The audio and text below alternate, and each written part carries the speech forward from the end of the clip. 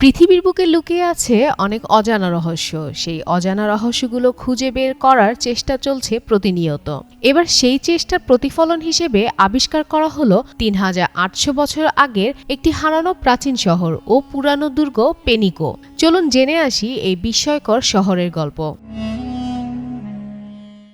এটি পেনিকো শহর, হারিয়ে যাওয়া একটি শহর। প্রায় ৩,৫০০ বছর আগে নির্মিত হয়েছিল এটি। তবুও এতদিন কেউ জানতই না এই শহর সম্পর্কে। ইনকা কিংবা মাচু পিচুরও বহু আগে ছিল এই পেনিকো শহর।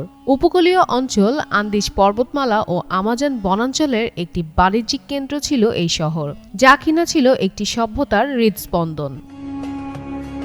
সম্প্রতি পেরুর প্রত্নতত্ত্ববিদরা প্রকাশ্যে এনেছেন পেনিকো নামের এই নগর কেন্দ্রটিকে। পেনিকো শহরটি রাজধানী লিমার উত্তরে হুয়াউরা প্রদেশে অবস্থিত। পেরুর সংস্কৃতি মন্ত্রণালয় জানিয়েছে, ৮ বছর ধরে খনন ও সংরক্ষণ কার্যক্রম শেষে শহরটি গত সপ্তাহে আনুষ্ঠানিকভাবে জনসাধারণের জন্য উন্মুক্ত করা হয়।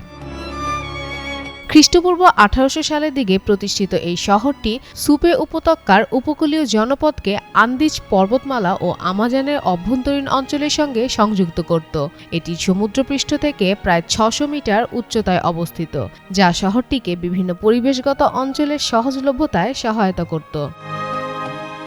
কারাল প্রত্নতাত্ত্বিক অঞ্চল জেপএসির পরিচালক ও প্রধান গবেষক রুথ সাদি বলেন, কারাল সভ্যতার পতনের পর পেনিকো একটি গুরুত্বপূর্ণ জনপদে পরিণত হয়। এর কৌশলগত অবস্থান উপকূল, পর্বত ও আমাজনের অঞ্চলগুলোকে সংযুক্ত করেছিল।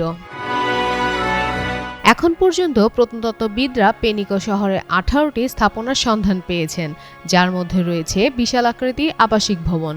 আবিষ্কৃত প্রধান স্থাপনাগুলোয় গবেষণা খুঁজে পেয়েছেন বিভিন্ন ধর্মীয় সামগ্রী, মাটির ভাস্কর্য, পূজার উপকরণ।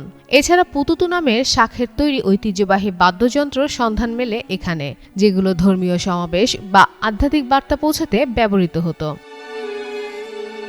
তথ্য প্রমাণ থেকে আরও জানা যায়, শহরটি হয়তো হেমাটাইট বাণিজ্যের মাধ্যমে প্রভাবশালী হয়ে উঠেছিল।